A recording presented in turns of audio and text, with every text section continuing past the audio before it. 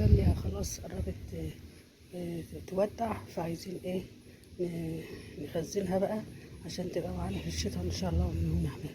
هقول لكم طريقتها، طريقة سهلة وجميلة وتحافظ عليها طول السنة ان شاء الله، وبالهنا والشفا.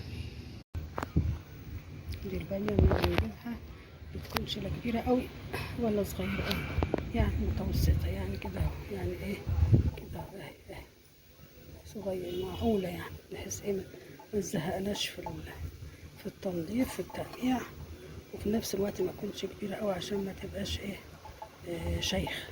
اهي دي كويسة او متوسطة كده خلاص. وبعد كده بقى بعد ما بنلاقيها كده بنروح جايبينها ومقطعينها بالطرقة دي كده اهو، الشكل ده اهو كده اهي ده كده اهو كده اهي.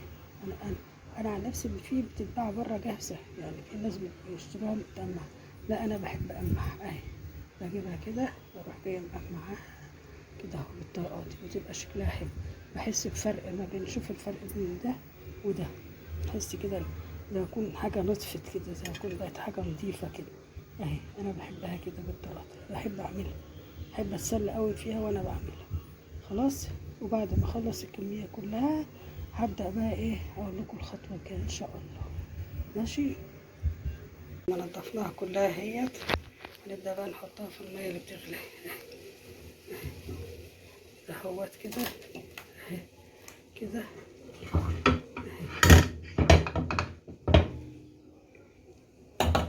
كده اهي خلاص.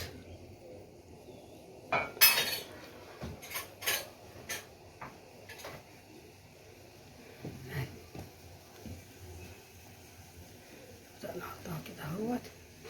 بعدين هنجيب الملح بتاع الشطه، هنجيب قصدي السكر، معلش السكر كده نحطها عليه. ليه بقى السكر ده؟ عشان يحتفظ باللون الاخضر بتاعها. شوفوا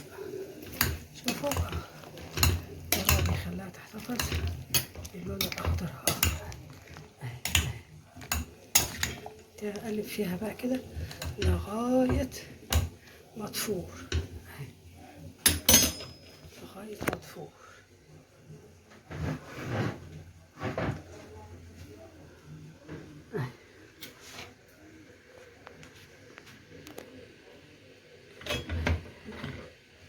لغايه ما تفور كده تقلب فيها كده لغايه ما الميه بتاعتها فارت، تقلب فوق كده ونطفي عليها. شوفوا السكر بيخليها تبقى خضرا ازاي.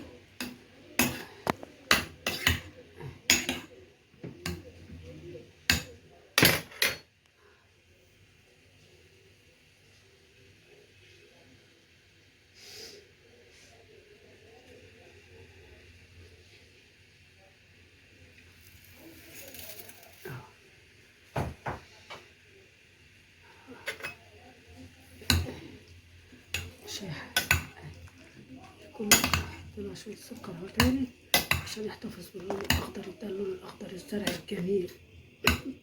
ماشي شوفوا شايف شكلها اهي خضرا جميلة ازاي اهي. كأننا بقى نقلب فيها كده لغاية قلنا قبل كده تفور، المية هتفور كده ونص عليها.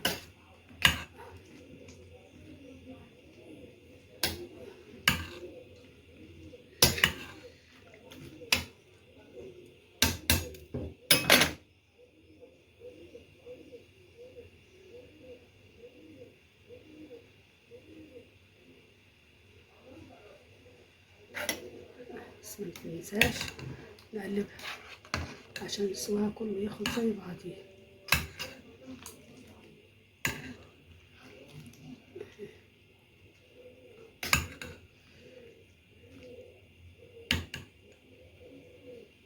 في واحدة اهي ما عملتش، تعالي رايحة فين انت اللذينة اهي اهي اهي. فلتت من التقشير. ماشي.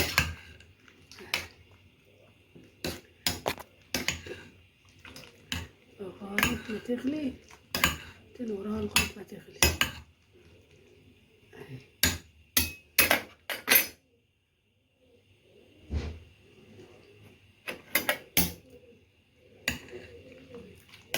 شوف خضرة وجميلة ازاي. ما شاء الله، بسم الله ما شاء الله. خضرة اهي، شوف اخضرها جميل. بركة في السكر اللي بيحلي كل حاجة، يحلي حياتكم. سلامة المدفور. بعدين ايه، نحطها في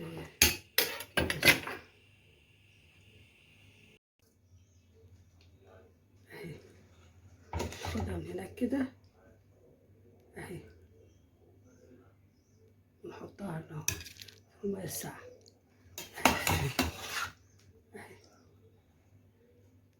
نصفيها كده اهوت، بعدين نحطها في المية الساقعة كده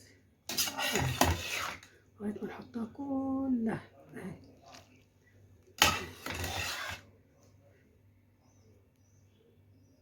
بس بعدين نصفيها بقى من المية الساقعة اهي. نصفيها بقى من المية الساقعة ديت برضو، ونروح بقى نسيبها لايه لغاية ما تبرد عشان نعبيها بقى بعد كده ان شاء الله. هيكون في النهاية بالشكل ده بقى. نحطها في الاكياس كده. شوف خضرة ازاي، خضرة وجميلة. تبقى في الاكياس كده كده خضرة وجميلة وشكلها جميلة خالص. ماشي، وبالهنا والشفا.